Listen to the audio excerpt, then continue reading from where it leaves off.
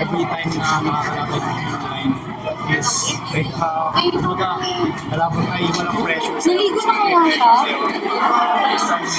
You guys, sino, isa lang, paano nyo lang nag-reflect sa mga laps? Siyempre thankful pa din kami, nakarating kami dito sa finals. Pero hindi lang matatapos doon. Madami pa rin kami nakuha mga learnings and experiences na makakatulong sa amin in the future para mapatibay pa yung team. Erica, first finals mo nga, paano ka na mapapatibay ng ganitong experience? Siyempre mag-start pa rin talaga ito sa amin eh.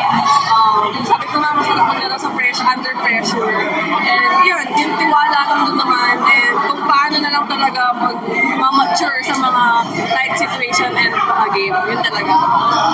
Natagtagin na naman kayo ng MVP sa signal niyan, si Vanya MVP na rin. Ano masabi mo?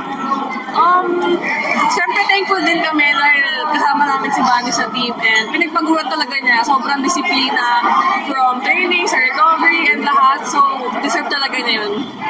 Paano nila kayo mag-bounce back next one? Ngayon, for sure, mag-recover muna kasi sobrang roller coaster itong season for us. And yun, yung mga pwede namin baunin from the games, from semis to finals, talagang aaralin namin at mag-reflect kami. Thank you, Erica. Thank you, Erica.